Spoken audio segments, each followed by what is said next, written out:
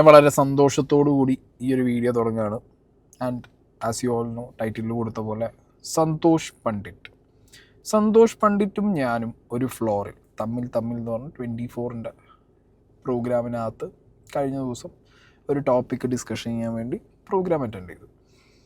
ഇതിൽ ഞാനും സന്തോഷ് പണ്ഡിറ്റും തമ്മിൽ ചെറിയ രീതിയിലുള്ള ഒരു സ്പാർക്ക് അത്രയേ ഉള്ളൂ. അല്ല അത് ഭയങ്കര സംഭവം എന്നൊന്നും പറയാനായിട്ട് ഞാനത് കാര്യമാക്കി എടുത്തിട്ടില്ല. ഓക്കെ, അത് കാര്യമാക്കി എടുക്കാനൊരു റീസൺ ഉണ്ട്, അത് ഞാൻ ആദ്യം പറയും. സന്തോഷ് പണ്ഡിറ്റ് ആദ്യം ഞാൻ ഫ്ലോറിൽ കണ്ട ടൈമിൽ തന്നെ ഇവരിങ്ങനെ തുള്ളി നിൽക്കുകയാണ്.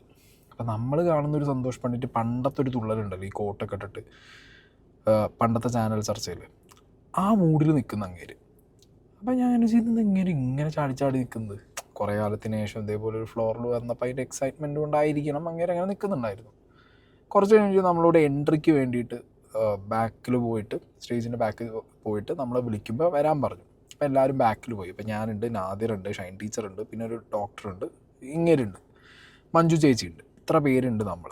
ഓക്കെ, ഇത്രയും ആളുകൾ നമ്മൾ ബാക്കിൽ വെയിറ്റ് ചെയ്യുമ്പോൾ ഇങ്ങനെ അവിടെ നിന്ന് ഇങ്ങനെ പറയുന്നുണ്ട്, ഞാൻ ചിലപ്പോൾ ചാടും, ഞാൻ ചിലപ്പോൾ ഇങ്ങനെ കാണിക്കും, ഞാൻ ചിലപ്പോൾ അവിടെ നിന്ന് ഇങ്ങനെ കോട്ടൂരി ഇങ്ങോട്ടാക്കും, അങ്ങനെ എന്തൊക്കെയോ പറയുന്നുണ്ട്. ഇങ്ങനെ എന്തൊക്കെയല്ല ഞാൻ കേട്ടതാണ്, ഇങ്ങനെ പറയുന്നുണ്ട്. അപ്പം തന്നെ എനിക്ക് മനസ്സിലായി ഇയാൾ വൈബാണ് ആൾ. ഓക്കെ, ഇയാളങ്ങനെ നമ്മൾ എന്താണോ ലൈക്ക് ഒരു ബുദ്ധിജീവി ആസ്പെക്റ്റിൽ എക്സ്പെക്റ്റ് ചെയ്യേണ്ട ഇങ്ങനെ ഒരു വൈബ് മനുഷ്യനാണ്. ഭയങ്കര ഫണ്ണായിട്ട് തോന്നി.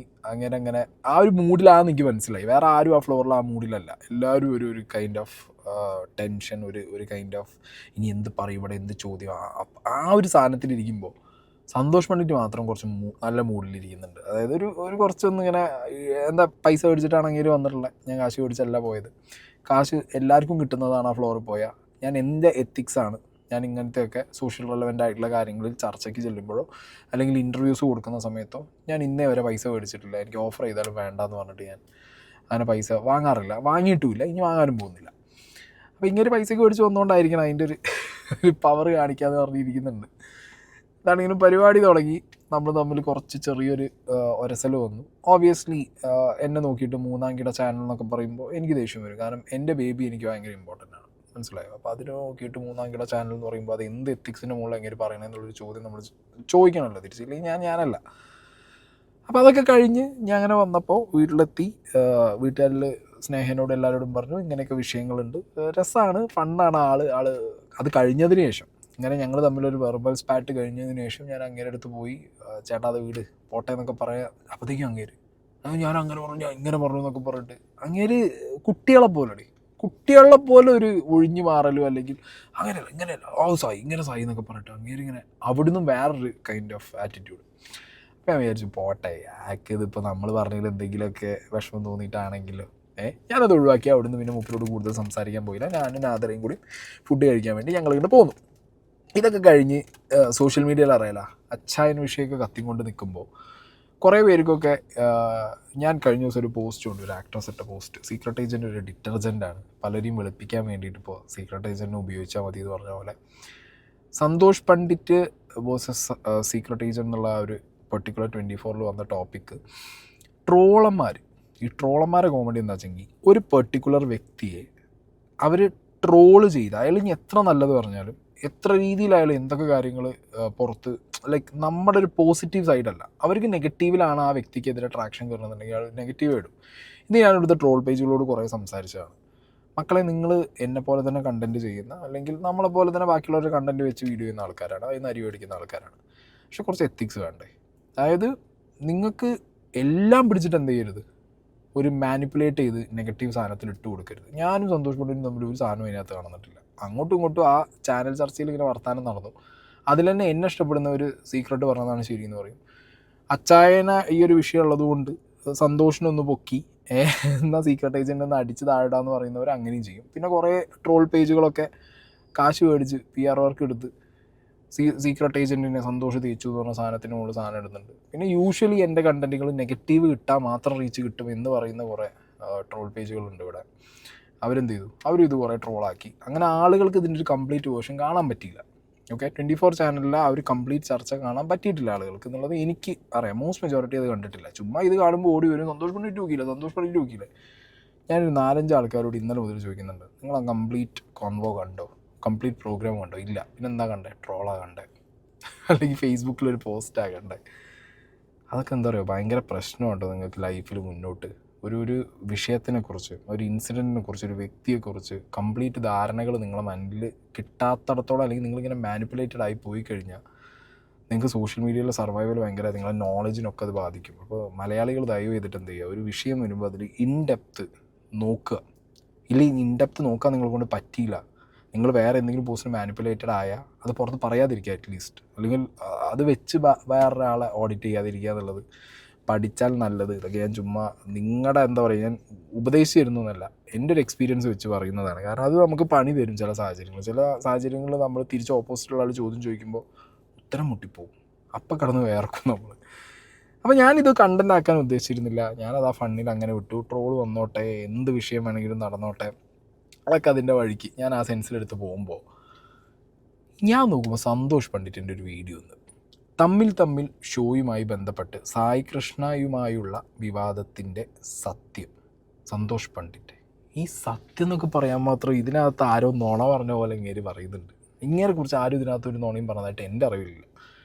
ഞാൻ പറഞ്ഞല്ലോ, എൻ്റെയും സന്തോഷ് പണ്ഡിൻ്റെയും ടോപ്പിക് എടുത്ത് വെച്ച് ട്രോളുന്നവർക്ക് പല രീതിയിൽ ട്രോളിട്ട് പോകാന്നുള്ള രീതിക്ക് ആയതുകൊണ്ട് ഞാൻ മൈൻഡ് ചെയ്തില്ല. അതുകൊണ്ട് എൻ്റെ ഭാഗത്തു നിന്ന് എന്തെങ്കിലും വന്നാലല്ലെങ്കിൽ എനിക്ക് ഈ സത്യം എന്നൊക്കെ പറഞ്ഞു വരേണ്ട കാര്യമുള്ളൂ. അപ്പോൾ തമ്മിലൊക്കെ സെറ്റാക്കി ആശാൻ ചാനലിൽ ഇറങ്ങിയിട്ടുണ്ട്. ഞാൻ നോക്കുമ്പോൾ ഇങ്ങനത്തെ ചാനൽ ഈ സൈഡിൽ ഞാൻ കൊടുക്കുന്നുണ്ട്. ഇതാണ് ഇങ്ങനത്തെ വീഡിയോ പോസ്റ്റായ ചാനൽ. ഇങ്ങനെ അന്ന് ഫ്ലോറിൽ വന്നിരുന്ന് എന്നോട് പറഞ്ഞത് മില്യൺ കണക്കുകളൊക്കെയാണ്. ഓക്കെ, ഓരോരുത്തർക്കും ഓരോ പോലെയല്ല. ഇപ്പോൾ എൻ്റെ ചാനൽ പോലെ തന്നെ അങ്ങേരതാവണമെന്നില്ല, അങ്ങേരെ കണ്ടൻറ്റ് പോലെ എൻ്റെ കണ്ടൻറ്റ് ആവണമെന്നില്ല. ബട്ട് ഞാനും സന്തോഷ് പണ്ഡിറ്റിൻ്റെ ചാനലും തമ്മിലുള്ള സിമിലാരിറ്റി എന്ന് പറഞ്ഞാൽ സോഷ്യലി റെലവൻ്റ് ആയിട്ടുള്ള അല്ലെങ്കിൽ സോഷ്യലി ചർച്ച ചെയ്യുന്ന ടോപ്പിക്കുകളിൽ സന്തോഷ് പണ്ഡിറ്റ് വേറൊരാളുടെ കണ്ടൻറ്റ് എടുത്ത് വെക്കാതെ സംസാരിക്കും. ഞാൻ ആ കണ്ടൻറ്റ് എടുത്ത് വെച്ച് എൻ്റെ പേഴ്സ്പെക്റ്റീവ് പറയും. End of the day Santhosh Pandit പറയുന്നതും ഞാൻ പറയുന്നതും ഞങ്ങളുടെ അഭിപ്രായങ്ങളാണ്. മനസ്സിലായോ? ഞാൻ എൻ്റെ POV പറയുന്നു, സന്തോഷ് പണ്ഡിറ്റിൻ്റെ POV പറയുന്നു. ഉപയോഗിക്കുന്ന പാറ്റേൺ ഡിഫറെൻ്റ് ആണെന്ന് ഞാൻ മനസ്സിലാക്കിയിട്ടുള്ളൂ. ഓക്കെ, അപ്പോൾ നമുക്ക് ആദ്യം സന്തോഷ് പണ്ഡിറ്റിൻ്റെ വീഡിയോയിൽ തുടങ്ങാം. ഓക്കെ, നമസ്കാരം, സന്തോഷ് പണ്ഡിറ്റാണ്. ഞാൻ കഴിഞ്ഞ ദിവസം ഒരു തമ്മിൽ എന്ന് പറഞ്ഞൊരു പരിപാടിയിൽ പങ്കെടുക്കുകയും 24 ന്യൂസ് ചാനലിൻ്റെ അതുമായി ബന്ധപ്പെട്ട് ചെറിയൊരു വിവാദമൊക്കെ ഉണ്ടാവുകയൊക്കെ ചെയ്തു. അപ്പോൾ അതുമായി ബന്ധപ്പെട്ട് ഒരുപാട് പേരുടെ ഫോൺ കോൾ എനിക്ക് വരുന്നുണ്ടായി. അപ്പോൾ ഇതെല്ലാവർക്കും ഇങ്ങനെ ഒരു സെപ്പറേറ്റ് ആയിട്ട് മറുപടി പറയുന്നത് വെച്ച് നോക്കുമ്പോൾ ഞാൻ വിചാരിച്ചു ഒരു വീഡിയോ ആയിട്ട് തന്നെ ഇടാമെന്ന്.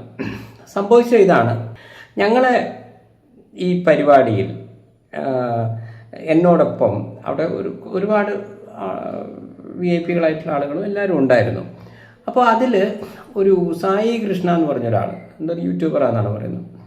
അപ്പോൾ അങ്ങേരുമായി ബന്ധപ്പെട്ടിട്ടാണ് ഈ വിവാദം പറയുന്നത്. അതായത് ഇത് സ്ഥിരം ലൈനുണ്ടല്ലോ, ഏതോ ഒരു യൂട്യൂബർ, ഏതോ ഒരു സായി കൃഷ്ണ, ഏതോ ഒരു വ്യക്തി ഈ വീഡിയോ ചെയ്യാൻ സന്തോഷ് പണ്ഡിറ്റ് ഈ കണ്ടൻറ്റ് എടുത്ത സമയത്തെങ്കിലും, ഇപ്പോൾ ആ 24 ഫ്ലോറിൽ നിങ്ങൾക്ക് എന്നെക്കുറിച്ച് അറിയില്ല എന്ന് പറഞ്ഞതിൽ തന്നെ എനിക്ക് സംശയമുണ്ട്. അതവിടെ നിൽക്കട്ടെ. ഇനിയിപ്പോൾ നിങ്ങളങ്ങനെ പറഞ്ഞു, അത് വിശ്വസിക്കാമെന്നല്ല, നമുക്ക് വേറെ വഴിയില്ല. പക്ഷേ ഈ കണ്ടൻറ്റ് ചെയ്യാൻ നിങ്ങൾ എടുത്ത് വെച്ച് സംസാരിക്കുന്ന സമയത്തെങ്കിലും നിങ്ങൾക്ക് സീക്രട്ട് ഏജൻറ്റ് എന്ന് പറഞ്ഞ എൻ്റെ സോഷ്യൽ മീഡിയ പ്രൊഫൈലും സായി കൃഷ്ണ എന്ന് പറഞ്ഞ എൻ്റെ പേഴ്സണൽ ആ ഒരു ഇൻഡിവിജ്വൽ, ഇത് രണ്ടും എന്താണെന്നുള്ളത് നിങ്ങൾ പഠിക്കാതെയോ നോക്കാതെയോ നിങ്ങൾ വീഡിയോ ചെയ്യുമോ? നിങ്ങൾ അത്ര പൊട്ടനായിട്ടുള്ളൊരു വ്യക്തിയാണോ സന്തോഷ് പണ്ഡിറ്റ്? അല്ലാന്നാണ് ഞാൻ ഇത്ര കാലം ധരിച്ചിരുന്നത്. പക്ഷെ നിങ്ങളുടെ ഈ വീഡിയോ കണ്ടതിന് ശേഷം എനിക്ക് മനസ്സിലായി വളരെ ബുദ്ധിമാനാണ് എന്ന് സൊസൈറ്റിയെ കാണിക്കാൻ വേണ്ടി കഷ്ടപ്പെടുന്ന ഒരു വ്യക്തിയായിട്ട് എനിക്ക് തോന്നി. ഞാനൊരു ടൈമിലൊക്കെ നിങ്ങൾ ഭയങ്കര ബുദ്ധിമാനാണെന്ന് വിചാരിച്ച ഒരാളാണ്. പക്ഷേ ഇതിപ്പോൾ കണ്ടു കഴിഞ്ഞപ്പോൾ എനിക്ക് തോന്നിയത് എന്താ അറിയുമോ, നിങ്ങൾ പ്രിട്ടൻഡ് ടു ബി എ ബുദ്ധിമാൻ മാത്രമാണ്. ഇതിനകത്തിപ്പോൾ നിങ്ങൾ വീഡിയോ ചെയ്യാൻ തുടങ്ങിയപ്പോൾ ഈ യൂഷ്വൽ സാധനം എനിക്കറിയാനൊന്നും പാടില്ലായിരുന്നു. അതിൻ്റെ ആവശ്യം എന്താ? എനിക്ക് അപ്പം അവനെ അറിയില്ലായിരുന്നു. ഇപ്പം ഞാൻ ഈ കണ്ടൻറ്റ് ചെയ്യുമ്പോൾ അവനെക്കുറിച്ച് പഠിച്ചാൽ ചെയ്യുന്നത്, അവൻ്റെ ചാനലിനെ കുറിച്ച് പഠിച്ചാൽ ചെയ്യുന്നത്. ഇത് പറഞ്ഞെന്താ തെറ്റ്? അപ്പോൾ ഈ കാണുന്ന വ്യൂവേഴ്സോ ഫാൻസോ ഇത് എടുത്ത് ആഘോഷിക്കും. ഈ സന്തോഷ് പണ്ഡിറ്റ് അങ്ങനെയാണ്. അയാൾ കയറി വന്നൊരു ഫ്ലോ നിങ്ങൾ നോക്കിയാൽ മതി. ആദ്യം തന്നെ ആ ഒരു കോട്ടൊക്കെ ഇട്ട് അവിടെ പോയിരുന്ന് ചാടിത്തുള്ളി സ്വയം ബുദ്ധിജീവി കളിച്ച് ബാക്കിയുള്ളവരെ അങ്ങോട്ട് അറ്റാക്ക് ചെയ്ത്, മനസ്സിലായി? അങ്ങനെയാണ് ഇങ്ങോട്ട് ബുള്ളിങ് വാങ്ങിയിട്ട് അവിടുന്ന് അപ്പോൾ ഒരു അയ്യോ പാവം സാധനങ്ങൾ നാട്ടുകാരുടെ ഇടയിൽ വർക്കൗട്ടാക്കി എടുക്കാമല്ലോ, അങ്ങനെ അങ്ങോട്ട് കയറി പോകുന്ന ഒരു പാറ്റേൺ ഇങ്ങനെ ബിൽഡ് ചെയ്ത് വെച്ചിട്ടുണ്ട്. സെയിം മലയാള ഹൗസിലൊക്കെ നമ്മൾ കണ്ടതുമാണ്. ഇപ്പോൾ ഇതിൽ വന്നിരുന്ന് സംസാരിക്കുമ്പോഴും അറ്റ്ലീസ്റ്റ് നിങ്ങൾ റിയൽ ആവണ്ടേ? നിങ്ങളല്ലാതെ ഓഡിയൻസിനൊരു മാസ് അപ്പീലിന് വേണ്ടിയിട്ടുള്ള സാധനങ്ങൾ ഇട്ട് കൊടുക്കുന്നത് അത് ഒരുമാതിരി ഫേക്ക്നെസ് ആയിട്ട് തോന്നി എനിക്ക്. അറിയില്ലെങ്കിൽ പിന്നെ വീഡിയോ ചെയ്യാൻ നിൽക്കരുത്. ഈ വീഡിയോ ചെയ്യുമ്പോൾ നിങ്ങൾക്ക് എന്നെ അറിയാം, എന്നിട്ടും നിങ്ങൾ ഈ പറഞ്ഞത് കൊടൂരം. ഇപ്പോൾ സായി കൃഷ്ണ എന്ന് പറയുമ്പോൾ പെട്ടെന്ന് ഇത് കേൾക്കുന്ന ആളുകൾക്ക് എത്രമാത്രം അങ്ങേരെ അറിയുമെന്ന് എനിക്കറിയില്ല. അങ്ങേരെ ഈ കാറിലൊക്കെ ഇരുന്നാണ് എപ്പോഴും വീഡിയോ ഇടാറുള്ളത്. ഒന്നുകിൽ കാറിലുണ്ടാവും, അല്ലെങ്കിൽ ഇങ്ങേര് ബഹിരാകാശത്തുണ്ടാവും. ഇങ്ങനെയാണ് ഇദ്ദേഹത്തെക്കുറിച്ച് ആളുകൾ പറയുന്നത്. അല്ല, അതങ്ങനെയാണ്. ഞാൻ ഒന്നില്ലെങ്കിൽ ബഹിരാകാശത്തുണ്ടാവും അല്ലെങ്കിൽ കാറിലുണ്ടാവും. ബിക്കോസ് രണ്ടും എനിക്ക് ഭയങ്കര ഇഷ്ടമുള്ള സ്ഥലമാണ്. എയറിൽ പോവുക, controversies, I like it. Because ഞാൻ ചെയ്യുന്ന കണ്ടന്റുകളിലാണല്ലോ എനിക്ക് കോൺട്രവേഴ്സി വരുന്നത്. സോ അതിൻ്റെ സോൾ റെസ്പോൺസിബിലിറ്റി ഞാനാണ്, എനിക്ക് വിഷയമല്ല. ആൻഡ് അങ്ങനെ എയർ കയറിയാൽ മാത്രമേ നമുക്കിവിടെ എക്സിസ്റ്റൻസ് ഉള്ളൂ എന്നുള്ളത് നന്നായിട്ട് അറിയുന്നൊരു വ്യക്തി കൂടിയാണ് സന്തോഷ് പണ്ഡിറ്റ്. അങ്ങനെ എയറിൽ നിന്ന് കോൺട്രവേഴ്സി ഉണ്ടാക്കി അങ്ങനെ വന്നൊരാളാണ് സന്തോഷ് പണ്ഡിറ്റ്. അപ്പോൾ അതിനെ പുച്ഛിച്ച് കാണുമെന്ന് വേണ്ട. Your existence in social media is the level of controversies you make ആണ്. ഓക്കെ, അപ്പോൾ അതൊന്നും എനിക്ക് ചെയ്യുന്നില്ല. പിന്നെ കാറിനെ കുറിച്ച് പറയുമ്പോൾ this is my comfortable place. ഇതെനിക്കൊരു മോശം പറയാനില്ല. ഞാൻ ഈ അടുത്ത കാലത്തൊക്കെ എന്നെ ട്രോളുന്നതോ അല്ലെങ്കിൽ എന്നെ വിമർശിക്കുന്ന ആളുകളൊക്കെ ഞാൻ വീഡിയോ എടുത്ത് നോക്കുമ്പോൾ സത്യത്തിൽ എനിക്ക് അവരോട് ഭയങ്കര സഹതാപം തോന്നാറുണ്ട്. കാരണം എല്ലാവരും കാറിനകത്തിരുന്നു കൊണ്ട് സീക്രട്ട് ഏജൻറ്റ് നീ കാറിനകത്തല്ലടാ, നോക്കുമ്പോണ്ടാവും ഇവൻ കാറിനകത്താം. സീക്രട്ട് ഏജൻറ്റ് നീ കാറിനകത്തല്ലേ? കഴിഞ്ഞ ദിവസം ഒരു ചേച്ചി ചേച്ചി കാറിനകത്താം. നിങ്ങൾക്കൊക്കെ കാറിനകത്തിരിക്കാൻ തന്നെ പിന്നെ എനിക്ക് ഇരുന്നൂടെ? എൻ്റെ കാശ്, എൻ്റെ കാറ്, ഞാൻ കൊടുത്ത റോഡ് ടാക്സ്, ഞാൻ കൊടുത്ത പൈസ, ലോൺ പോലും ഇല്ല. എൻ്റെ GLE Mercedes 250D. ഇത് എൻ്റെ സ്ഥലമാണ്. ഞാൻ എൻ്റെ കംഫർട്ടിന് വേണ്ടിയിട്ട് ഞാൻ എൻ്റെ വീഡിയോ എടുക്കാൻ വേണ്ടിയിട്ട് ഈ അടുത്ത് വണ്ടി മാറ്റിയ മനുഷ്യനായ, മനസ്സിലായില്ലേ? എൻ്റെ സോഷ്യൽ മീഡിയ ഏർണിങ്സ്, ഞാൻ എടുക്കുന്ന എൻ്റെ കാറുകൾ, മനസ്സിലായോ? അപ്പോൾ എൻ്റെ സ്റ്റുഡിയോ, നിങ്ങളെങ്ങനെയാണോ നിങ്ങളുടെ റൂമിൽ സ്റ്റുഡിയോ സെറ്റ് ചെയ്യുന്നത്, അതുപോലെയാണ് ഞാൻ എൻ്റെ കാറ് സെറ്റ് ചെയ്യുന്നത്. ഞാനൊരു കാറ് വാങ്ങാൻ പോകുമ്പോൾ ഞാനിപ്പോൾ അതും കൂടി കൺസിഡർ ചെയ്യുന്നുണ്ട്. എൻ്റെ ഡ്രൈവിനുള്ള കംഫർട്ട് മാത്രമല്ല, ഇതിനകത്ത് ഫോൺ വെക്കാൻ പറ്റുമോ, വണ്ടി ഓണാക്കിയിട്ടാൽ നോയ്സ് കേൾക്കുമോ, നോയ്സ് ഐസൊലേഷൻ ഉണ്ടോ, ലൈറ്റ്, ഇതേപോലെ രാത്രി വീഡിയോ എടുക്കുമ്പോൾ ലൈറ്റ് എനിക്ക് വണ്ടീനകത്ത് നിന്ന് കിട്ടുന്നുണ്ടോ. There are lot of things. അപ്പോൾ നിങ്ങളുടെ കംഫർട്ട് സോൺ പോലെയാണ് എൻ്റെ കംഫർട്ട് സോൺ. അത് എന്നെ കാറിനകത്ത് ഇരിക്കുന്നു എന്ന് പറഞ്ഞ് കളിയാക്കുന്നവരോടാണ്. ഞാനിതിൽ ഭയങ്കര പ്രൗഡാണ്. നിങ്ങളും കാറിനകത്തിരുന്ന് നിങ്ങളും ചെയ്യുന്നതാണ് ഞാൻ പറയുന്നത്, മനസ്സിലായോ? അതൊരു മോശക്കേടല്ല, അതൊരു നല്ല കാര്യമാണ്. കാരണം വളരെ ലോ കോസ്റ്റിൽ വളരെ എഫിഷ്യൻ്റായിട്ട് നിങ്ങൾക്ക് ഓൺ ദ ഗോ, നിങ്ങൾക്ക് മറ്റേത് വീട്ടിലേക്ക് തന്നെ വന്നിട്ട് ഒരു കണ്ടൻറ്റ് ചെയ്യാൻ പറ്റുള്ളൂ. ഇതൊന്നുമില്ല. എനിക്ക് ഇവിടെ ഇരുന്നുകൊണ്ട് എന്ത് ചെയ്യാൻ പറ്റും? ട്രാവലിംഗ് വീഡിയോ എടുക്കാം, എനിക്ക് എവിടെ നിന്നും കണ്ടൻറ്റ് അപ്പ് ചെയ്യാം. കുറച്ചുകൂടി സ്മാർട്ടാണ് ഈ സാധനം, മനസ്സിലായില്ലേ? അപ്പോൾ അതൊക്കെ ഒന്ന് ഓപ്റ്റ് ചെയ്യ്. എന്നിട്ട് നിങ്ങൾ ചുമ്മാ അയ്യോ. നമ്മളിപ്പോൾ ഇത്തരം പരിപാടികളിലെല്ലാം പോകുമ്പോൾ അവരെ സംബന്ധിച്ചിടത്തോളം ചാനൽ നോക്കുന്നത് ഓരോരുത്തരുടെ ആ ഫേമസ് ആയിട്ടുള്ള ആളുകൾക്കനുസരിച്ച് അവർ ഒരു പൈസ കൊടുക്കും. ഇപ്പോൾ എന്നെ സംബന്ധിച്ചിടത്തോളം ഞാനിപ്പോൾ ഏത് പരിപാടിക്ക് പോകുന്നതും നമ്മളൊരു ക്യാഷ് വാങ്ങിച്ചിട്ടാണ് ഞാനൊക്കെ പോകുന്നത്. അവർ തരാറുമുണ്ട്. ഇപ്പോൾ ഇങ്ങനെയൊക്കെ ഇപ്പോൾ ഈ പരിപാടിയിൽ പങ്കെടുത്തിട്ട് എന്തെങ്കിലും കിട്ടിയോ വെച്ചാൽ എനിക്കറിയില്ല, അത് അങ്ങേരാണ് പറയേണ്ടത്. എന്തെങ്കിലും ചിലപ്പോൾ കൊടുത്തിട്ടുണ്ടാവും. കഴിവും സെലിബ്രിറ്റിയുമായിട്ടുള്ള ആളുകൾക്ക് അവർ പണം കൊടുക്കാറുണ്ട്, അതില്ലാത്തവർക്ക് അവർ കൊടുക്കാറുമില്ല. അപ്പോൾ ഇയാളെന്താണ് ഇയാളുടെ അവസ്ഥ എന്നുള്ളത്, ഇയാളൊരു വലിയൊരു സംഭവമാണെന്നുള്ള രീതിയിലൊക്കെയാണ് അവിടെ സംസാരിച്ചുകൊണ്ടിരുന്നത്. അപ്പോൾ എനിക്ക് അറിയില്ല, ചിലപ്പോൾ എന്നെക്കാട്ടൊക്കെ പേയ്മെൻറ്റൊക്കെ കിട്ടിയിട്ടുണ്ടോ എനിക്കറിയില്ല. എന്തായാലും കഴിവുള്ളവർക്ക് അവർ പേയ്മെൻറ്റ് കൊടുക്കാറുണ്ട്. അപ്പോൾ ഞാനും പേയ്മെൻറ്റ് വാങ്ങിച്ചിട്ടാണ് പോകുന്നത്. അപ്പോൾ നമുക്കൊരു പരിപാടിയെക്കുറിച്ച് വേറെ ഒന്നും നമുക്ക് കൂടുതൽ പറയാനില്ല. സന്തോഷ് ജി, ഇതൊക്കെ സംസാരിക്കുമ്പോൾ നിങ്ങൾ ഈ ഒളിച്ചു കിടത്തുന്ന ഒരു സാധനമുണ്ട്. ഞാനൊരു ഭയങ്കര സംഭവമാണ്, ഞാൻ ഭയങ്കര കഴിവുള്ളവനാണ്, ഞാൻ അവനേക്കാൾ വലിയ സെലിബ്രിറ്റിയാണ്, എനിക്ക് അവന് പൈസ കിട്ടിയതൊന്നും എനിക്കറിയില്ല. എനിക്കെന്തായാലും കിട്ടിയിട്ടുണ്ട്. ഇപ്പോൾ എന്നേക്കാൾ കൂടുതലും അവന് കിട്ടിയോന്നറിയില്ല. കഴിവുള്ളവനെ കൊടുക്കൂ. 24 ചാനലൊക്കെ ഭയങ്കര ക്രെഡിബിലിറ്റി ഉള്ള റെപ്യൂട്ടഡായിട്ടുള്ള ചാനലാണ്. ഒരു പരിപാടിക്ക് വിളിക്കുമ്പോൾ ആ വിളിക്കുന്ന വ്യക്തിയെ അവർ നല്ല രീതിയിൽ പേയ്മെൻറ്റ് കൊടുത്ത് അവരുടെ ട്രാവൽ എക്സ്പെൻസ് എടുത്ത് നല്ല രീതിയിൽ ട്രീറ്റ് ചെയ്യും. ഓക്കെ, അതെല്ലാവരെയും അവരങ്ങനെയാണ്. പിന്നെ ആരെങ്കിലും ഡിമാൻഡ് ചെയ്യുമ്പോഴാണ് അവരെന്ത് ചെയ്യുക, ആ ഡിമാൻഡ് ചെയ്ത പൈസ അവർക്ക് ആവശ്യമാണെങ്കിൽ അവർ ആ പൈസ കൊടുക്കും. ഫൈൻ. എന്നെ ഈ ഷോയ്ക്ക് വിളിച്ച സമയത്ത് തന്നെ എൻ്റെ ലിസ്റ്റ് എന്നോട് പറഞ്ഞു ആരൊക്കെ ഒപ്പുണ്ടാവും എന്ന് പറഞ്ഞു. അതിലെന്തായാലും സന്തോഷം കണ്ടിട്ടില്ല. എനിക്ക് ബാക്കിയുള്ളവരുടെ തന്നെ ആദരേൻ്റെ പേര് പറഞ്ഞിട്ടുണ്ടായിരുന്നു, ആറാട്ടൻ്റെ പറഞ്ഞിട്ടുണ്ടായിരുന്നു, അങ്ങനെയൊക്കെ പറഞ്ഞിട്ടുണ്ടായിരുന്നു. ലാസ്റ്റ് മൊമെൻ്റ് ആയിരിക്കണം മേ ബി ഇതിൽ സന്തോഷം വേണ്ടിയിട്ട് ആഡായത്. പിന്നെ പൈസയുടെ കാര്യം, ഞാൻ ഓപ്പൺ ചലഞ്ച് ഇടാണ് ഇതിനകത്ത്, എൻ്റെ യൂട്യൂബിനകത്ത്. ഞാൻ ഇന്നേ വരെ ഒരു ഇൻ്റർവ്യൂ പൈസ മേടിച്ചിട്ട് ചെയ്തിട്ടില്ല. ഒരു ഇൻ്റർവ്യൂ ഞാൻ പൈസ മേടിച്ച് കൊടുത്തിട്ടില്ല. ഞാൻ എല്ലാ ചാനലിലും ഫ്രീ ആയിട്ടാണ് ഇൻ്റർവ്യൂസ് കൊടുക്കാറ്. ഒരു TV ഷോ പ്രോഗ്രാംസിലോ അല്ലെങ്കിൽ എന്നെ ഓൺ എയർ വിളിക്കുന്ന പ്രോഗ്രാമിലോ ഞാൻ അറ്റൻഡ് ചെയ്ത, ബിഗ് ബോസ് അല്ലാത്ത വേറെ ഒരു ഇങ്ങനത്തെ പരിപാടിക്കും ഞാൻ ഇന്നേ വരെ ഒരു രൂപ മേടിച്ചിട്ടില്ല. മേടിച്ചതായിട്ട് ആരെങ്കിലും പറയുകയാണെന്നുണ്ടെങ്കിൽ തേക്കണ്ട. ഓക്കെ, ട്രാവൽ അലവൻസ് ഒരു പ്രാവശ്യം, ഒറ്റ പ്രാവശ്യം ഒരു ഓണപ്പരിപാടി നമ്മുടെ Jango space, if I am not wrong, Sneha എന്ന് പറഞ്ഞുള്ള ആങ്കർ അവരെന്നെ വിളിച്ചിട്ട് ജാങ്കോ സ്പേസിൻ്റെ ഒരു ഓണപരിപാടി ബിഗ് ബോസ് കഴിഞ്ഞതിന് ശേഷം ഞാൻ, സിജോ, സ്നേഹ, അതേപോലെ ലിനു ഇത്രയും ആൾക്കാർ പോയപ്പോൾ ഒരു ട്രാവൽ അലവൻസ് തന്നു, നമ്മൾ ട്രാവൽ ചെയ്ത് വരുന്നതിൻ്റെ. അതല്ലാതെ ഇന്നേ വരെ ഇൻ്റർവ്യൂവിന് എന്ന് പറഞ്ഞൊരു പൈസ ഞാൻ ആരുടെയും നിന്ന് മേടിച്ചില്ല. ഞാൻ തുറന്നടിച്ച് പറയും. ഇപ്പോൾ കഴിഞ്ഞ ദിവസം എന്നെ ഈ കോൺട്രവേഴ്സി ഒക്കെ ഉണ്ടാകുമ്പോൾ എല്ലാവരും വിളിക്കാറുണ്ട്. ഇപ്പോൾ ഈ 24 തന്നെ എന്താണ് ആവശ്യം എന്ന് ചോദിച്ചു. ഒരാവശ്യവും ഇല്ല. ബിക്കോസ് ഇത് എൻ്റെ ഒരു തരം എത്തിക്സാണത്. ഞാൻ 24 ഒരുപാട് കണ്ടൻറ് എടുക്കുന്ന ഒരാളാണ്. അപ്പോൾ എനിക്ക് തിരിച്ച് ചെയ്യാൻ പറ്റുന്നത് എന്താ, നമ്മൾ അവൈലബിലിറ്റി കൊടുക്കുക, അത് ഫ്രീ ആയിട്ട് കൊടുക്കുക. അത് എൻ്റെ എത്തിക്സാണ്.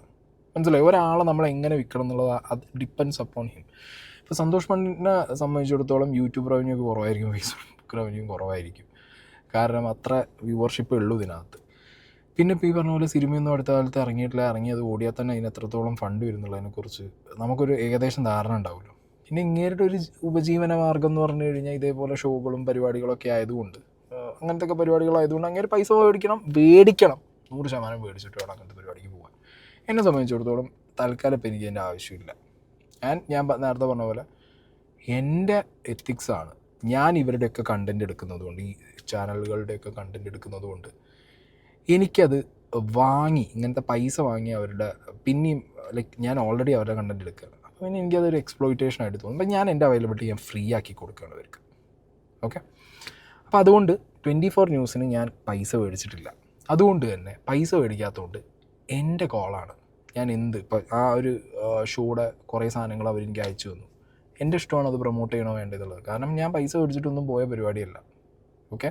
പിന്നെ ഓൾറെഡി നമ്മളെ മുഖവും നമ്മുടെ ഫേസും വെച്ചിട്ട് അവരെന്നെ അത് പ്രൊമോട്ട് ചെയ്യുന്നുണ്ട്. എനിക്കത് എൻ്റെ ചാനലിലും അവിടെ ഇവിടെയും കൊണ്ടുപോയിട്ടിട്ട് പുഷ് ചെയ്യേണ്ട കാര്യമില്ല. കാരണം അത്രയും വലിയ ചാനലിൽ എൻ്റെ പുഷിൻ്റെ ആവശ്യമുണ്ടോ? അവിടെ പോകുമ്പോൾ നമുക്ക് ആ വിസിബിലിറ്റി കിട്ടുന്നത്. സോ അതുകൊണ്ട് തന്നെ സന്തോഷ് പണ്ഡിറ്റ് ജി, നിങ്ങൾ കാശ് മേടിച്ചിട്ട് നിങ്ങൾ ചെയ്തോ, ദാറ്റ്സ് എ റൈറ്റ് തിങ്, നിങ്ങൾക്ക് ചെയ്യാം. ഞാൻ കാശ് മേടിച്ചോ എന്ന് ചോദിച്ചാൽ ഞാൻ കാശ് മേടിച്ചിട്ടില്ല. തരാമെന്ന് പറഞ്ഞിട്ട് പോലും വാങ്ങാത്ത ഒരാളാണ്, തന്നാലും മേടിക്കാത്ത ഒരാളാണ്. കാരണം അത് എൻ്റെ എത്തിക്സ്. ഓക്കെ. അപ്പോൾ അതിൻ്റെ മുകളിലൊന്നും ഇങ്ങനെ ഈ കളിയാക്കിയുള്ള വർത്തമാനങ്ങളൊക്കെ എന്താ പറയുക, ഇതൊക്കെ നിങ്ങൾ മലയാളികളുടെ മുന്നിൽ ഇനിയെങ്കിലും ഫേക്ക് ആവരുത്. പക്ഷേ ഇങ്ങനെ ബോധപൂർവം ഈ സായി കൃഷ്ണ എന്ന് പറഞ്ഞാൽ ഇങ്ങനെ പറഞ്ഞു നമ്മുടെ സിനിമയെക്കുറിച്ച് കുറച്ച് മോശമായിട്ടുള്ള ചില കമൻസ് ഇയാൾ പറയുന്നുണ്ടായി. ശരി, അതായത് അങ്ങനെ ഉദ്ദേശിച്ച് ഞാൻ മനസ്സിലാക്കുന്നത് ഇപ്പോൾ 250 കോടിയുടെ ബാഹുബലിയോ അല്ലെങ്കിൽ ജുറാസിക് പാർക്കോ അല്ലെങ്കിൽ ഇതുള്ള വലിയ വലിയ സിനിമകളുമായിട്ടൊക്കെ കമ്പയർ ചെയ്യുമ്പോൾ സന്തോഷ് പണ്ഡിറ്റിൻ്റെ വടവക്കേര് 3-ാം കിട എന്നാണ് ഇങ്ങനെ ഉദ്ദേശിച്ചത്. ശരി, അപ്പോൾ നമ്മളിത് മറുപടി പറയണം. അപ്പോൾ ഞാൻ പറഞ്ഞു, ഞാൻ സത്യം പറഞ്ഞാൽ ഇയാളെ ആദ്യമായിട്ടാണ് കാണുന്നത് അവിടെ വെച്ചിട്ട്. പിന്നെ അതിന് ശേഷം ഇപ്പോൾ ഞാൻ കുറച്ചൊക്കെ ഇയാളെ കുറിച്ച് പഠിച്ചിട്ടോ. അതുവരെ എനിക്ക് ഇയാളെ കുറിച്ച് കൂടുതൽ ഐഡിയ ഉണ്ടായിരുന്നില്ല. ഏതോ ഒരു സായി കൃഷ്ണ അങ്ങനെ വിചാരിച്ചു. അപ്പോൾ ഇയാൾ യൂട്യൂബറാണ് അതിൻ്റെ ഇടയിൽ കൂടെ അങ്ങനെ പറയുന്നതെന്ന് ഞാൻ മനസ്സിലാക്കിയത്. അപ്പോൾ ഏതാണ്ട് ഇയാളുടെ യൂട്യൂബ് ചാനലിൻ്റെ എന്താണ് ഒരു സീക്രട്ട് ഏജൻറ്റോ അങ്ങനെ എന്തോ ആണ്. അപ്പം ഞാൻ പറഞ്ഞു, ഒരു 3-ാം കിട ചാനൽ കൊണ്ട് നടക്കുന്ന നിങ്ങൾ വളരെ അധികാരിയായിട്ടും സംസാരിക്കേണ്ട എന്നുള്ള രീതിയിൽ ഇങ്ങേരോട് പറഞ്ഞു. അപ്പം 3-ാം കിട ചാനൽ എന്നൊക്കെ കേട്ടപ്പോൾ ഇങ്ങേര് കാകെ ഒരു കൺഫ്യൂഷൻ കേട്ടോ. അല്ല കാകെ വിഷമോ, അല്ല അതെന്താണ്, എന്ത് പരിപാടിയാണ്, ഇതെന്താ എൻ്റെ ചാനലിന് അതായത് 3-ാം കിട ചാനൽ എന്ന് കേൾക്കുമ്പോൾ പ്രശ്നം ഉണ്ടാവും. കാരണം വർഷങ്ങളായിട്ട് ഇത്രയും കൺസിസ്റ്റൻ്റ് ആയിട്ട് ഡേ ബൈ ഡേ അധ്വാനിച്ച് നല്ല രീതിയിൽ ഞാൻ വളർത്തി കൊണ്ടുവന്ന എൻ്റെ ചാനലാണ്. ഓക്കെ. അപ്പോൾ അവിടെ ഒന്ന് 3-ാം കിട എന്നൊക്കെ പറയുമ്പോൾ ഞാൻ തിരിച്ച് പറയും, അതിൻ്റെ വായിലിരിക്കേണ്ടത് നിങ്ങൾ കേൾക്കേണ്ടി വരും. പിന്നെ എൻ്റെ മാന്യത ഉണ്ട്, ആ മാന്യത വിട്ട് ഞാൻ പോകാറില്ല എവിടെ. അതുകൊണ്ട് തന്നെ ആ ഫ്ലോറിൽ ഞാനത് പോയില്ല, ഞാനത് കീപ്പ് ചെയ്തു. ഇങ്ങേര് ഈ പറഞ്ഞല്ലോ, ഇങ്ങേരുടെ സിനിമയെ ഞാൻ എന്തോ വെച്ച് കമ്പയർ ചെയ്തു. ആ എൻറ്റയർ ടെലികാസ്റ്റ് എഡിറ്റ് ചെയ്യാതെ ഇട്ടാലടക്കം ഞാൻ വെല്ലുവിളിക്കുന്നു സന്തോഷ് പണ്ഡിറ്റിനെ. അതിനകത്ത് ഞാൻ നിങ്ങളെ സിനിമ എവിടെയെങ്കിലും ഏതെങ്കിലും വേറെ സിനിമയായിട്ട് കമ്പയർ ചെയ്തു? ഞാൻ ആകെ പറഞ്ഞെന്താ, നിങ്ങൾ എൻ്റെ ചാനലിനെ 3-ാം കട എന്ന് പറഞ്ഞതിന് ശേഷമാണ് ഞാൻ നിങ്ങളോട് പറഞ്ഞത് ഈ കോമാളിത്തരം സിനിമ ഇറക്കിയിട്ട് വന്ന സന്തോഷ് പണ്ഡിറ്റാണോ 3-ാം കട ചാനൽ എന്ന് പറയുന്നത്. ആദ്യം എന്നെ ഇങ്ങോട്ട് 3-ാം കട എന്ന് പറഞ്ഞപ്പോൾ സന്തോഷ് പണ്ഡിറ്റ് പറഞ്ഞ പോലെ തിരിച്ചിവിടുന്ന് അങ്ങോട്ട് പറയണത്, നമ്മൾ വായിൽ പഴം പുഴുങ്ങിയാൽ ഇരിക്കാൻ പാടില്ലല്ലോ. തിരിച്ച് ഞാനും പറഞ്ഞു, നിങ്ങളുടെ ഒരു മറ്റേ കോമാളിത്തരം സിനിമ. അപ്പം സന്തോഷ് പണ്ഡിറ്റിന് പൊള്ളും. സന്തോഷ് പണ്ഡിറ്റ് ഉണ്ടാക്കിയ കുട്ടിയെ പറഞ്ഞ അപ്പം ഞാൻ എൻ്റെ ബേബിയാണ് എൻ്റെ ചാനൽ, എനിക്ക് പൊള്ളും. പൊള്ളാതിരിക്കേണ്ട ആവശ്യമുണ്ടോ? എനിക്കും പൊള്ളും. ഞാനും പറഞ്ഞു ടിക്ക് ഫോർ ടാക്ക്, ഇതാണ് സംഗതി. അവിടെ നിന്ന് ഇങ്ങോട്ടാണ് ആദ്യം കിട്ടുന്നത്, തിരിച്ച് അങ്ങോട്ടും തന്നു. പിന്നെ ഇങ്ങേരി പറയുന്ന സീക്രട്ടേജ്, ഇങ്ങേരെന്നെ പറയുന്നുണ്ട് ഇതിൽ സീക്രട്ടേജ് എന്നെ അറിയില്ല, സായിനെ അറിയില്ല, യൂട്യൂബറാണ് അവിടുന്ന് മനസ്സിലായത്. അപ്പോൾ നിങ്ങൾ എന്ത് മീറ്റർ സ്കെയിൽ വെച്ചിട്ടാണ് എൻ്റെ ചാനലൊരു തേർഡ് റേറ്റ് ചാനലാണ് അല്ലെങ്കിൽ ഒരു മൂന്നാം കിട ചാനലാണെന്നുള്ളത് നിങ്ങൾ മനസ്സിലാക്കുന്നത്. അപ്പോൾ നിങ്ങൾ പറയുന്നതിൻ്റെ ക്രെഡിബിലിറ്റി എന്താണ് മാൻ? മിസ്റ്റർ സന്തോഷ് പണ്ഡിറ്റ്, നിങ്ങളൊരു വേദിയിൽ നിങ്ങളിപ്പോൾ ഇവിടെ തുറന്ന് പറയുകയാണ്, നിങ്ങൾക്ക് എന്നെ അറിയില്ലായിരുന്നു, എൻ്റെ ചാനൽ എന്താണെന്ന് അറിയില്ലായിരുന്നു, ചുമ്മാ വന്നിരുന്നിട്ട് ഇതേപോലെ ഇവൻ്റെ അതായിരിക്കുന്ന അസംഷൻ വെച്ചിട്ട് ഊഹാപോഹം വെച്ചിട്ട് പറഞ്ഞു പോയതല്ലേ. പക്ഷെ ഞാൻ അങ്ങനെ ആയിരുന്നില്ല. ഞാൻ നിങ്ങളെ സിനിമ കണ്ട ഒരാളാണ്. കൃഷ്ണനും ആദ്യം മുതൽ അങ്ങോട്ട് ഞാൻ കാണുന്നുണ്ട്, കുറേ സിനിമകൾ നിങ്ങളത് കണ്ടിട്ടുണ്ട്. അതിൻ്റെ എക്സ്പീരിയൻസ് കൊണ്ടാണ് പറഞ്ഞത്. എന്ത് നിങ്ങളുടെ ക്വാളിറ്റി എന്താ, കോമാളിത്തരം കാണിച്ചിട്ടല്ലേ എന്നുള്ള ചോദ്യം ചോദിച്ചത്. നിങ്ങൾ എന്നെ ഇതുവരെയായിട്ട് ആ ടൈമിൽ അറിയില്ലായിരുന്നു. നിങ്ങൾക്ക് ഞാൻ എൻ്റെ ചാനൽ എന്താ എങ്ങനെയാണെന്നുള്ളത് ഒരു ഐഡിയ നിങ്ങൾക്കില്ല. ഈ മനുഷ്യൻ ഇങ്ങനെ വന്നിരുന്ന് പൊളിയേണ്ട കാര്യമുണ്ടോയെന്നാണ് ഞാൻ ആലോചിക്കുന്നത്. ഞാൻ അടുത്ത നുണ പറയട്ടെ. ഞാൻ പറയുന്നത് ഒരു കാര്യത്തെ നമ്മൾ എങ്ങനെയാണ് വിലയിരുത്തേണ്ടത്. ഇപ്പോൾ ഏഷ്യാനെറ്റ് ചാനലായാലും അല്ലെങ്കിൽ മനോരമ ചാനലായാലും അല്ലെങ്കിൽ മാതൃഭൂമി ചാനലായാലും അല്ലെങ്കിൽ ഈ പറയുന്ന 24 ന്യൂസ് ചാനലാണെങ്കിലും അവരുടെ ഒരു വ്യൂവേഴ്സുമായിട്ട് കമ്പയർ ചെയ്യുമ്പോൾ അവർ 50 lakhs പ്ലസ് വ്യൂവേഴ്സ് ഫോളോവേഴ്സ് ഉള്ള ഒരു ചാനലും ഇയാളുടെ ചാനലുമായിട്ട് കമ്പയർ ചെയ്താൽ ഇയാളത് മൂന്നാം കിടയല്ലേ എന്നാണ് ഞാൻ ചോദിച്ചത്.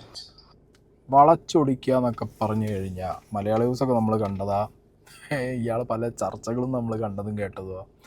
ഇത് കയ്യിൽ നിന്ന് പോയി അളിയാ സന്തോഷ് പണ്ഡിറ്റ്. ഏഷ്യാനെറ്റ്, ഫ്ലവേഴ്സ്, റിപ്പോർട്ടർ ഇതുപോലെയാണ് ഇവിടെ സീക്രട്ട് ഏജൻറ് എന്ന് പറഞ്ഞ ചാനൽ. ഇതൊരു റിയാക്ഷൻ ചാനലാണ്.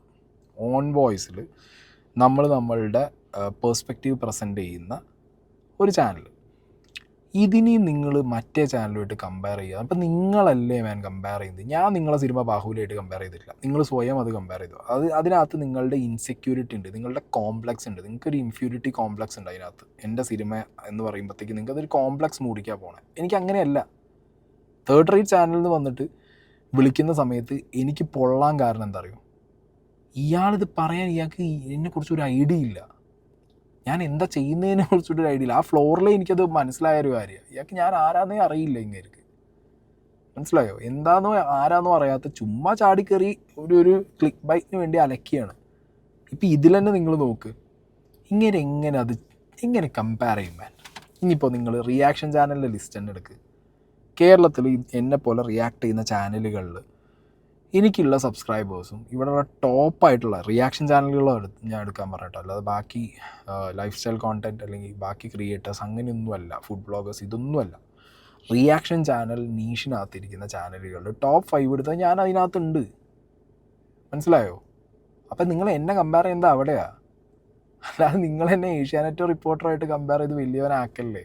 അത് രണ്ട് നീഷാണ്. അത് സാറ്റലൈറ്റ് ചാനലാണ്. ഇത് സാറ്റലൈറ്റ് പോയിട്ട് ഒരു ഉണ്ടിയിൽ ഇതിനകത്തില്ല. മനസ്സിലായോ? സാറ്റലൈറ്റ് അങ്ങനത്തെ സാധനങ്ങളൊന്നും ഇല്ല. ഞാനും ഒരു കാറും എൻ്റെ നാക്കും, ഇത്രയേ ഉള്ളൂ ഇതിനകത്ത്. എനിക്കൊരു എഡിറ്ററില്ല, എനിക്ക് തംബ്നെയിൽ സെറ്റാക്കാൻ ഞാനിതൊരു ചെയ്തിട്ടില്ല, ടൈറ്റിൽ ഞാൻ മര്യാദയ്ക്ക് ഇടാറില്ല, സ്ട്രൈറ്റായി വന്ന് കാര്യം പറഞ്ഞിട്ട് പോവുകയാണ്. നിങ്ങളെപ്പോലെ ഈ പൂക്കൾ പോലും ഞാൻ വെക്കാറില്ല സൈഡിൽ.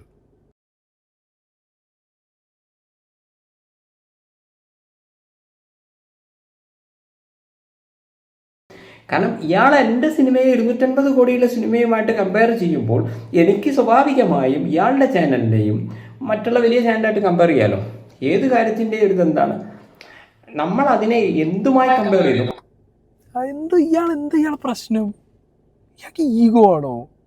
എടാ, ബാഹുബലിയായിട്ട് ആര് കമ്പയർ ചെയ്തു നിങ്ങളെ സിനിമയെ ഏറിപ്പോയാൽ ഞാൻ കമ്പയർ ചെയ്യുന്നത് ഇപ്പോഴത്തെ അലൻ ജോസ് പെരേര അല്ലെങ്കിൽ ആറാട്ടണ്ണൻ്റെയൊക്കെ റീൽസിൻ്റെ വൈബ് മാത്രമാണ്. നിങ്ങളത് കുറച്ചും കൂടി ടെക്നിക്കലി സൗണ്ടാണ്. I respect you for that. Because നിങ്ങൾ ആ കാലഘട്ടത്തിൽ യൂട്യൂബിൻ്റെ സാധ്യതകളും ഫേസ്ബുക്കിൻ്റെ സാധ്യതകളും പിന്നെ ടെക്നീഷ്യനായിട്ട് നിങ്ങൾ തന്നെയാണ് എല്ലാത്തിലും.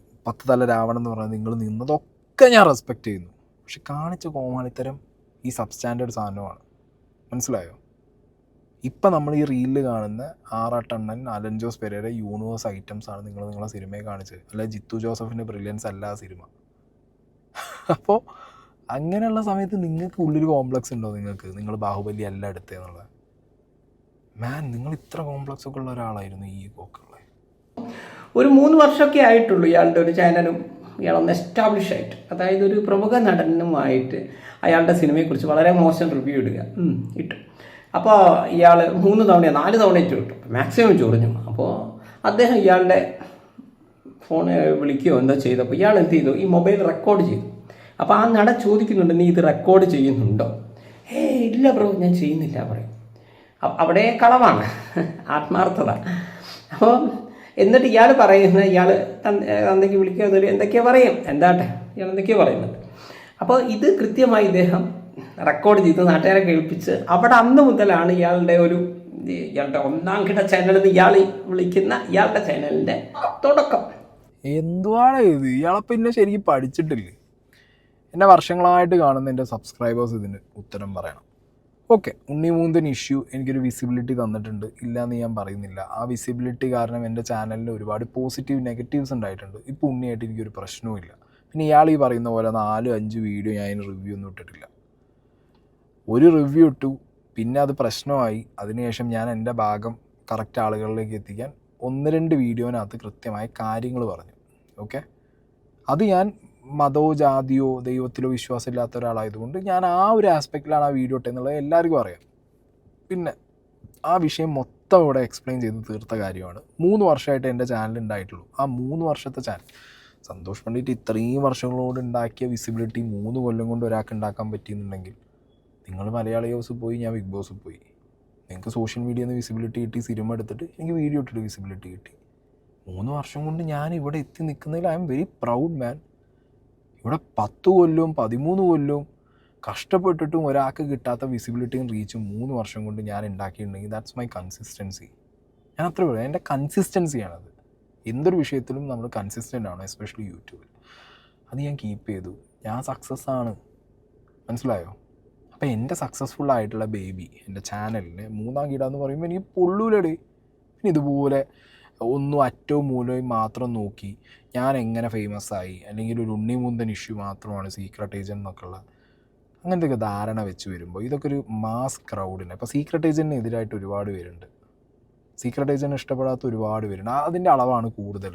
അപ്പോൾ അവരെ സാറ്റിസ്ഫൈ ചെയ്യാൻ വേണ്ടിയിട്ട് ഈ സാധനം ഇട്ട് കൊടുക്കുക. ഞാൻ ഉണ്ണിയും തമ്മിലൊന്നും ഒരു പ്രശ്നമില്ല, മച്ചാന്ന് കെട്ടിപ്പിടിച്ച പരിപാടിയും നിർത്തി പോയി. ഇങ്ങനെ ഇത് മാത്രമേ നിങ്ങൾക്ക് സീക്രട്ട് ഏജൻറ്റ് ചാനലിനകത്ത് എന്നെ ഇതാക്കിയത് എന്നുള്ളത് നിങ്ങൾക്ക് പറയാനുള്ളൂ. അത് ശരി, ഞാൻ എത്രയോ വിഷയങ്ങൾ അതിന് മുമ്പ് സംസാരിച്ചിട്ടുണ്ട്, കോൺട്രവേഴ്സി ആയിട്ടുണ്ട്, പ്രശ്നങ്ങളായിട്ടുണ്ട്. ഇന്നിപ്പോൾ നിങ്ങൾ ഈ അച്ചായൻ വിഷയം ഞാൻ പറഞ്ഞത് കാണുന്നില്ല. ഇതിനു മുമ്പ് കേരളത്തിൽ ഏറ്റവും വലിയ നന്മ മരത്തിനെ എക്സ്പോസ് ചെയ്ത ആളാണ്. കുന്നപ്പറമ്പിൽ ഞാൻ എക്സ്പോസ് ചെയ്ത് വിട്ടതാ. അടുത്തത് ജനറലി ആ വീഡിയോസ് നോക്കിക്കഴിഞ്ഞാൽ ഒന്നുകിൽ പരദൂഷണം, അല്ലെങ്കിൽ അവനാ കുറ്റം, ഇവനെ കുറ്റം. എക്സ് വൈയെ കുറിച്ച് പറഞ്ഞത് ഇതാണ്, വൈ എക്സിനെ കുറിച്ച് പറഞ്ഞത് ഇതാണ്, എക്സ് പറഞ്ഞത് ഡൗൺലോഡ് ചെയ്തെടുക്കുന്നു, വൈ പറഞ്ഞത് ഡൗൺലോഡ് ചെയ്തെടുക്കുന്നു. ഇത് രണ്ടും കൂടെ വെച്ചിട്ട് ഇങ്ങനെ ഏതെങ്കിലും ഒരാളെ ഭാഗത്തുനിന്ന് പറയുന്നു. ഓക്കെ, ഇതൊക്കെ ഓരോരുത്തരും അരി വാങ്ങിക്കാൻ വേണ്ടിയുള്ള ഓരോ കഷ്ടപ്പാടും 10 ഉറുപ്പിക ഉണ്ടാക്കാനുള്ള ഒരു കളികളാണ്. അതൊക്കെ എന്തോ ആവട്ടെ.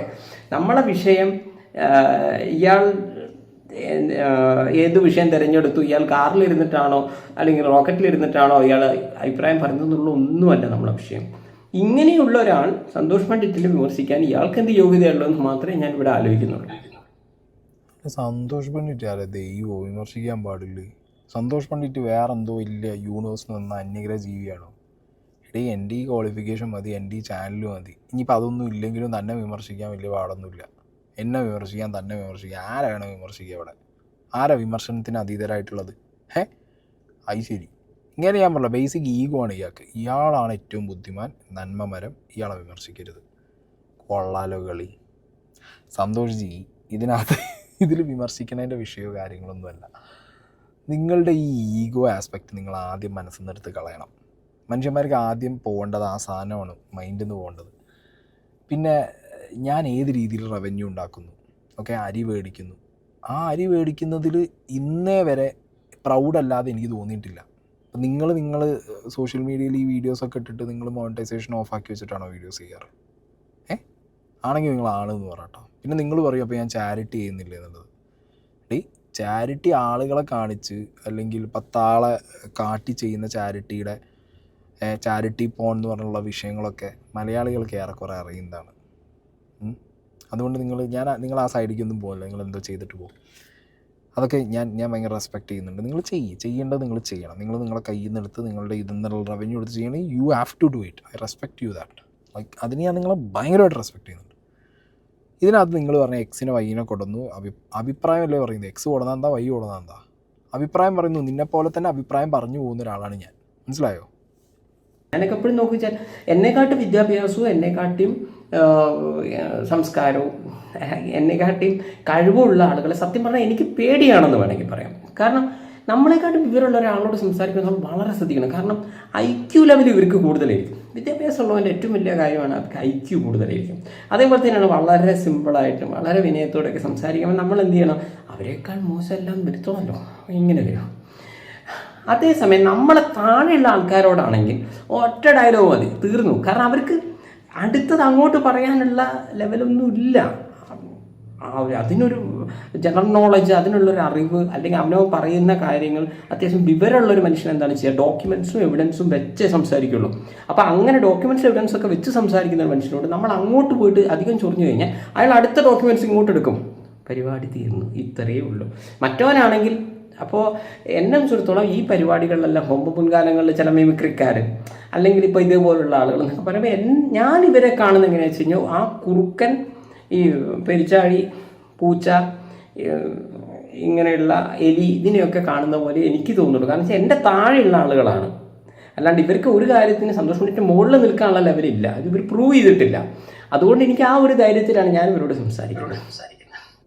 ബേസിക്കലി ഒരു സ്വയം പൊക്കി, ഞാനാണ് ഏറ്റവും അടിപൊളി എന്ന് പറഞ്ഞ് സ്വയം വിശ്വസിച്ച് നടക്കുന്ന ഒരു സ്വയം പൊക്കി, അതിലേറെ ഇല്ലല്ലേ ഈ മനുഷ്യൻ.